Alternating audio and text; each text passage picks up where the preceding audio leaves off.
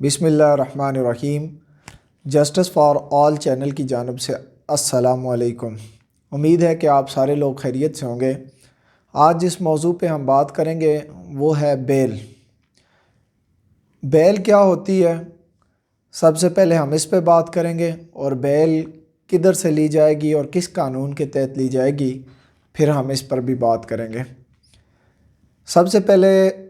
بیل کیا ہوتی ہے، ہم اس پہ بات کرتے ہیں۔ جیسا کہ آپ جانتے ہیں کہ بیل جو ہے وہ ہے پولیس یا عدالت کی کسٹڈی سے کسی شخص کو کسی دوسرے شخص کی کسٹڈی میں دے دینا، اور یہ اس چیز کا عدالت کو اطمینان ظاہر کرنا کہ یہ شخص جو ہے جب عدالت کا حکم ہوگا اس کو عدالت میں پیش کیا جائے گا یا پولیس افسر کے سامنے پیش کیا جائے گا، یہ ہے بیل۔ اب بات کرتے ہیں کہ یہ بیل کس قانون کے تحت دی جائے گی۔ تو اس کے لیے مختلف قوانین موجود ہیں مجموعہ ضابطہ فوجداری میں، اور جرائم کے حساب سے بیل اپلیکیشن گرانٹ کی جاتی ہے۔ سب سے پہلے ہم بات کرتے ہیں کہ بیل اپلیکیشن جو ہے ناقابل ضمانت جرائم، ایسے جرائم جن میں بیل دی نہیں جاتی، ان جرائم میں کس سیکشن کے تحت بیل گرانٹ کی جائے گی۔ ناقابل ضمانت جرائم میں 497 سیکشن ہے CRPC مجموعہ ضابطہ فوجداری کی، جس میں ایسے جرائم جو ناقابل ضمانت ہوں، جن کی سزا 3 سال سے زائد ہو، ان میں بیل دی جائے گی، کورٹ ان میں بیل گرانٹ کرے گی۔ اور بعض جرائم ایسے ہیں جو پروہیبٹری کلاز میں، امتناعی کلاز میں فال کرتے ہیں، اس میں بھی 497 سیکشن کے تحت ہی بیل لی جائے گی۔ اب بیل کے حوالے سے یہ بھی ذہن میں رکھیں، بیل کی 2 اقسام ہیں بنیادی۔ پہلی ہے پری اریسٹ بیل اور دوسری ہے آفٹر اریسٹ بیل۔ اگر تو آپ لے رہے ہیں پری اریسٹ بیل، یعنی ابھی آپ کو اریسٹ نہیں کیا گیا اور آپ کو یہ خدشہ ہے کہ اگر جن جرائم میں آپ کے اوپر FIR درج کی گئی ہے ان جرائم میں آپ کو اریسٹ کر لیا جائے گا، تو آپ جو ہے پولیس کے پاس اریسٹ ہونے سے پہلے سیشن کورٹ یا ہائی کورٹ میں جائیں گے اور اپنے آپ کو ہائی کورٹ کے سامنے پیش کریں گے، اور آپ ادھر ہی بتائیں گے چونکہ میں ایک معزز شہری ہوں اور میری ایک گڈ ول ہے، اور جب پولیس مجھے اریسٹ کرے گی اس وجہ سے میری گڈ ول جو ہے وہ متاثر ہوگی، تو لہٰذا مجھے جو ہے پولیس کی اریسٹ ہونے سے مجھے بیل دی جائے، اور میں خود ہی پولیس کے پاس حاضر ہو جاؤں گا، اور انویسٹیگیشن کے لیے جو پولیس کو مجھ سے جو انویسٹیگیشن درکار ہے میں پولیس کے ساتھ مکمل تعاون کروں گا۔ تو یہ جو بیل آپ سیشن کورٹ سے یا ہائی کورٹ سے لیں گے، یہ دونوں کورٹس کا اختیار ہے، یا سیشن کورٹ کا یا ہائی کورٹ کا، تو یہ CRPC کی سیکشن 498 کے تحت آپ یہ بیل ان سے لیں گے۔ اب دوسری بات ہے، ایسے جرائم جو قابل ضمانت ہوں ان میں کہاں سے بیل لی جا سکتی ہے۔ تو سیکشن 496 جو ہے وہ پولیس افیسر بھی از خود جو اسٹیشن ہاؤس افیسر ہے وہ بھی، اور کوئی بھی مجسٹریٹ جو ہے جو قابل ضمانت جرائم ہے ان میں بیل گرانٹ کر سکتے ہیں۔ تو اس طرح جو 496 ہے CRPC کی، اس کے تحت جو ہے وہ قابل ضمانت جرائم میں بیل لی جائے گی، اور جو 497 سیکشن ہے اس میں جو ناقابل ضمانت جرائم ہیں ان میں بیل لی جائے گی، اور 496 ہے قابل ضمانت جرائم میں بیل لی جائے گی، اور 498 میں جو ہے وہ بیل لی جائے گی کورٹ سے، سیشن کورٹ سے۔ وہ جو بیل لی جائے گی وہ 498 کے تحت ہائی کورٹ بھی گرانٹ کر سکتی ہے۔ 497 کے تحت جو بیل ہوگی وہ جو ہے وہ سول کیسز میں نہیں ہوگی، بلکہ کریمنل کیسز میں 497 کے تحت بیل ہوگی۔ اور کریمنل کیسز میں چونکہ سول کیسز کا الگ سے ضابطہ موجود ہے، اگر اس میں کوئی بندہ اریسٹ ہوتا ہے کسی خلاف ورزی کی وجہ سے، تو اس کے لیے الگ ضابطہ موجود ہے. لیکن جو کریمنل کیسز ہیں جس میں ناقابل ضمانت جرائم بالخصوص جو ہیں وہ ہیں 497 کے تحت وہ بیل لیں گے. لیکن اگر آپ اریسٹ ہیں, آپ کو تھانے میں یا اسٹیشن میں ہاؤس آفیسر نے کسی بھی وجہ سے اریسٹ کیا ہوا ہے اور آپ کے اوپر FIR درج ہو گئی ہے, تو پھر آپ 497 کے تحت سب سے پہلے جوڈیشل مجسٹریٹ کے پاس بیل کے لیے اپلائی کریں گے. لیکن اگر بعض جرائم ایسے ہیں جس میں جوڈیشل مجسٹریٹ کی جورسٹکشن نہیں بنتی اور ان جرائم کی سزائیں جو زیادہ ہیں, تو اس میں جیسے قتل کی سزا ہے, اس میں جو ہے آپ کو سیشن کورٹ میں اپلائی کرنی پڑے گی یا ضلعی فوجداری میں بیل اپلائی کرنی پڑے گی جہاں پہ حدود لاز ہیں. لیکن جہاں پہ حدود لاز نہیں ہیں پھر آپ سیشن کورٹ میں اپلائی کریں گے. تو اگر جرائم جو چھوٹے جرائم ہیں اور جن میں کم سزائیں ہیں تو پھر آپ جو ہے جوڈیشل مجسٹریٹ کے پاس یا تحصیل فوجداری میں, اگر اسلامی قوانین نافذ ہیں تو تحصیل فوجداری میں آپ بیل کے لیے اپلائی کریں گے. تو اگر آپ کی بیل وہاں سے گرانٹ ہو جاتی ہے تو اگر آپ کی گرانٹ نہیں ہوتی تحصیل فوجداری سے تو پھر آپ 497 کے تحت ہی آپ سیشن کورٹ میں بھی بیل کے لیے اپلائی کر سکتے ہیں. اب بعض دفعہ جو ہے پولیس کو بھی اختیار ہے 499 کے تحت مچلکا لے کر جو مچلکا لے کے وہ بھی کسی بھی اکیوزڈ کو چھوڑ سکتے ہیں. اور اس کے علاوہ 169 کے تحت دوران انویسٹیگیشن اگر یہ بات سامنے آ جاتی ہے کہ جو اس کے اوپر الزام لگایا گیا ہے, اس شخص کے اوپر جو الزام کے لیے جو شہادتیں پیش کی گئی ہیں یا جو الزام لگایا گیا وہ الزام جھوٹا ہے اور جو شہادتیں پیش کی گئی ہیں وہ ناکافی ہیں, تو ڈیورنگ انویسٹیگیشن ہی پولیس اکیوزڈ کو 169 CRPC کے تحت بری کر سکتی ہے اور اس کو چھوڑ سکتی ہے. اب جب 169 کے تحت آپ کسی اکیوزڈ کو پولیس بری کرتی ہے تو وہ جو اختتامی بنا کر جو انویسٹیگیشن ہوتی ہے وہ اختتامی بنا کر وہ بھیجتے ہیں مجسٹریٹ کو. تو مجسٹریٹ کا جو پولیس کی انویسٹیگیشن ہے اس کے ساتھ اتفاق کرنا ضروری ہے. اب جو سیکشن 63 ہے وہ یہ کہتی ہے CRPC کی کہ جب آپ کے پاس پولیس افیسر کے پاس کوئی بندہ اریسٹ ہو تو پھر اس کو جو ہے مچلکا لے کر کیسے رہا کیا جائے گا, وہ مجسٹریٹ بھی چھوڑ سکتا ہے اور اس کا جو ضابطہ موجود ہے 499 کے تحت ہوگا CRPC کے تحت. اب بات کرتے ہیں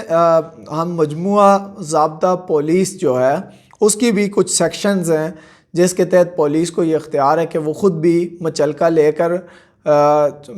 جو اکیوزڈ ہے اس کو تھانے سے چھوڑ سکتی ہے. لیکن یہ جو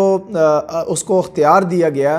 اس کو کہا گیا کہ یہ احتیاط سے استعمال کیا جائے اور ضرورت سے زائد اس کا استعمال نہ کیا جائے. اس کے اوپر قدغن بھی لگائی گئی ہے کہ اگر ہینیس کرائم ہے اور جرم جو ہے جو کیا گیا ہے وہ سرزد ہوا ہے جو وہ بڑا جرم ہے, تو اس میں جو ہے پولیس کے اوپر یہ قدغن لگائی گئی ہے کہ وہ ان جرائم میں مچلکے پر نہیں چھوڑیں گے. لیکن اگر پھر بھی پولیس کو یہ اطمینان ہو جائے کہ جس شخص سے مچلکا لیا جا رہا ہے یہ انویسٹیگیشن کے اوپر اثر انداز نہیں ہوگا تو پھر جو ہے پولیس اس کو چھوڑ سکتی ہے. اب یہ جو اس کا مجموعہ قواعد پولیس کی باب 26 ہے اور اس کی سب سیکشن ہے 21, اس میں جب جو قابل ضمانت جرائم ہے سب سے پہلے اس کے حوالے سے ڈسکس ہوا ہے, اس میں چھوڑ سکتی ہے پولیس میں چلکا لے کے. اور پھر اس کے بعد اس کی سب کلاز ہیں 21 کی 1, 2 اور 3 اور 4, اس میں بتایا گیا کہ ناقابل ضمانت جرائم میں بھی جب پولیس جو ہے کسی بھی اکیوز کو چھوڑ سکتی ہے جب جرائم جو ہے بڑے نہ ہوں. اس کے علاوہ جو بیل اپلیکیشن ہے اس میں کسی بندے کو رہا کرنے کے کسی بھی بیل اپلیکیشن جو ہے رہا کرنے کے حوالے سے جو اپلیکیشن لکھی جاتی ہے